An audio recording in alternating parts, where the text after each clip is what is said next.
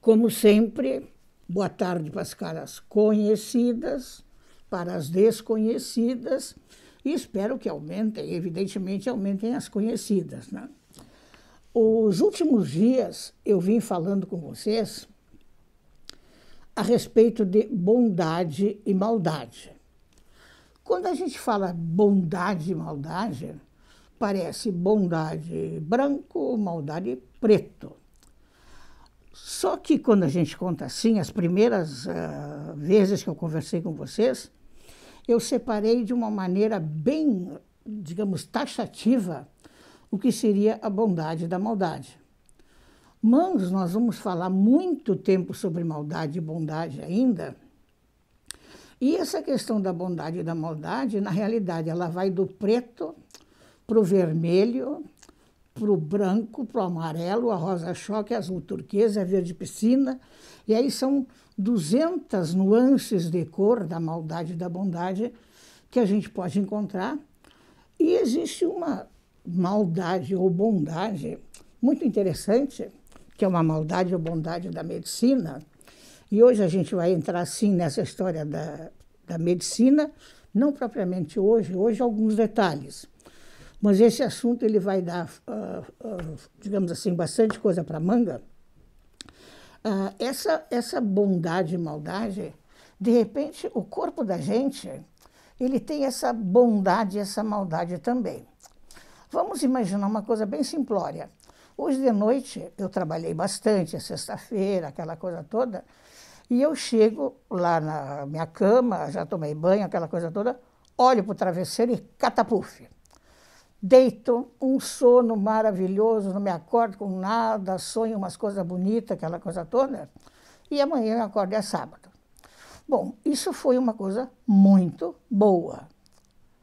Bom, aí vai a coisa da bondade. Agora vamos trocar. Eu chego lá hoje de noite, estou com dor nas costas, estou brava, estou irritada, a semana não foi boa, semana que vem eu vou ter que pagar o INPS, não sei o quê, não sei o quê. E eu deito e fico me revirando, que nem uma salsicha lá no fogo, porque eu não consigo dormir e fico me revirando. Isso é ruim. Isso é maldoso porque o cara tinha tempo para descansar e fica sem fazer nada no sentido produtivo, só fica fazendo no destrutivo do corpo dele. Bom, isso aí, digamos assim, mostra essa nuance que eu coloquei para vocês agora e que nós vamos entrar, são as maldades e as maldades que, às vezes, nós fazemos para o nosso corpo, o corpo faz para nós, ou a vida que nós levamos está fazendo, mas, de uma certa forma, é uma coisa que tem a ver conosco, tem a ver comigo e com detalhes que nós vamos ver agora. Bom, essa bondade e maldade, então, vamos pular um pulo grande e vamos para a Grécia. Grécia, lá uns 1000 anos antes de Cristo, os gregos, eu tenho uma paixão pelos gregos enorme, porque eles têm uma característica. Cada coisa que eles observavam no ser humano, por exemplo, se o cara era alcoólatra, tinha um deus, se era aquilo, tinha uma ninfa, tinha um titã. Então, de uma certa forma, eles colocavam todas as coisas humanas, o ódio, a raiva, a pena, a tristeza. Por exemplo, a extensão da vida para eles. Eles tinham as 3 fiandeiras que eram cegas. Era a Cloto, a Láquesis e a Atropos. Essas 3 velhas fiandeiras, elas moravam lá em cima de um morro grande e elas iam fiando o fio da vida da gente. Então, uma fiava, a outra ia enrolando e a quarta cortava. Então, para eles, a vida se resumia. Quando eu digo se resumia, não. Ela era organizada através das 3 fiandeiras. E assim, se eu fosse ver com vocês, Zeus era deus disso, Apolo era deus daquilo, Atena era deus daquilo. E agora nós vamos entrar no sono E essa história do sono, ela vai mostrar para vocês, de uma forma muito bonita, tudo o que pode acontecer conosco no sono e em cima do nosso corpo, e que os gregos, pela sabedoria e pela observação, eles simplesmente iam coligindo, e hoje em dia eu conheço muitas pessoas, pessoas inteligentes, pessoas letradas, que não se deram conta que certas coisas existem, e eles já tinham colocado devidamente representada. Bom, isso aí, digamos, seria a questão da maldade, bondade, e a ida à Grécia. Bom, aí essa tal de ida à Grécia, ela sempre me fascinou, e como ela sempre me fascinou, existem outros fascínios que eu tenho, que são, vocês sabem perfeitamente bem, medicina, aquela coisa toda, mas a tal da arte. E aqui na mesa eu tenho umas coisas, vocês sabem que eu sempre gosto de trazer coisas. Esse livro aqui, ó, esse livrinho, ele faz parte de uma coleção, que eu já comentei com vocês, de 16 livros de bolso, e esse livro, o nome dele é Sono, o que é isso? Então, esse livrinho, o que ele fala? Primeiro, do que seria o sono, aquela coisa toda. Agora, ele tem todo um ar romântico diferente, porque eu falo da noite, eu falo de gente da noite, eu falo de samba, eu falo de poesia, eu falo de tudo aquilo que refere à noite, o sono, às vezes a falta do sono, a boemia, se bem que tenha um monte de coisa científica aqui dentro. Esse aqui, quando eu resolvi escrever, esse aqui é direto eu, o que eu penso, do que eu vejo, aquela coisa toda. E aí vai ter essa mocinha aqui na frente, eu logo vou contar para vocês quem ela é, vamos fazer um suspensezinho. Bom, esse livro aqui, então faz parte da coleção. Este aqui, ele também tem a mocinha na frente, só que esse livro aqui, ele é uma coisa que eu me orgulho muito.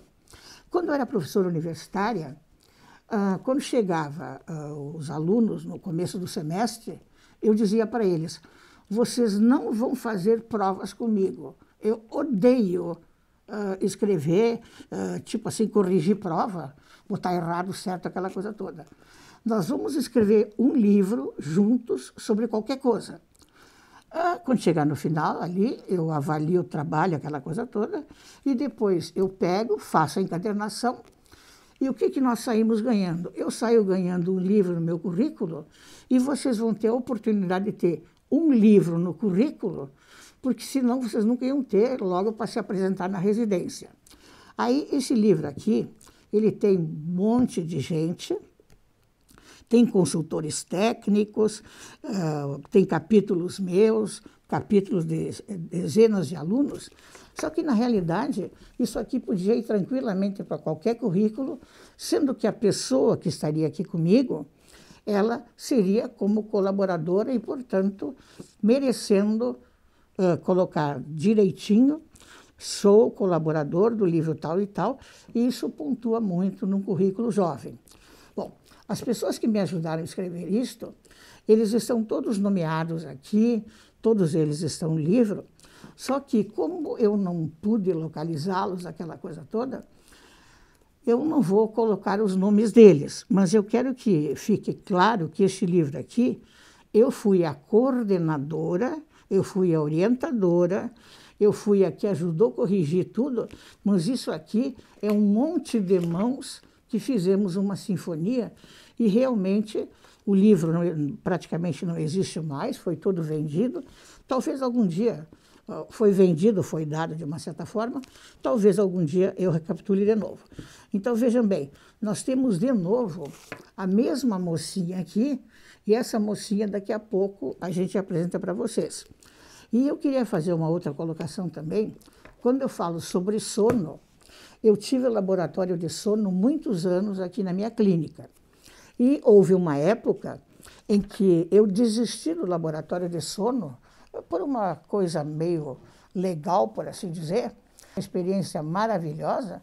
E atrás deste livro aqui tinha o nome do laboratório, o nome do laboratório era Telxis, que daqui a pouquinho vocês vão saber o que é, a mocinha, mas o nome eu já falei agora, o nome dela é Telxis, né? Bom, então esses dois livros sobre sono, e esse aqui é outro orgulho meu, ele está meio descascado, no caso, porque quem fez as letras douradas, eu acho que talvez a tinta não era muito boa, ou o que acontece às vezes, né? Esse livro é uma coisa, digamos, eu acho que ele me custou um inverno e uma primavera. Chama-se Sono, Mitologia e Arte. Então, tudo que vocês têm aqui, ele é todo colorido, ele me deu um trabalho maravilhoso, mesmo que eu nunca tivesse mostrado para ninguém, nenhuma, o prazer que eu tive de fazer isso aqui é como se eu tivesse uma obra de arte feita por mim e eu admirando. Porque, no caso, por exemplo, dos autores aqui, eu coloco, por exemplo, as páginas do livro são dessa maneira. Quando eu vou falar de algo, eu coloco um pintor, escrevo a história do pintor, de que maneira ele organizou o quadro, só que tem um detalhe, nesses aqui, todos os quadros se referem a sono. Então, na realidade, a minha bibliotequinha sobre sonos, ela é bem gordinha, né? Às vezes, tem pessoas que não escrevem nenhuma frase sobre sono. Como eu já escrevi esses gordinhos aí, dá para ficar contente. Bom, então isso aqui era o que eu queria falar para vocês. Mitologia, sono.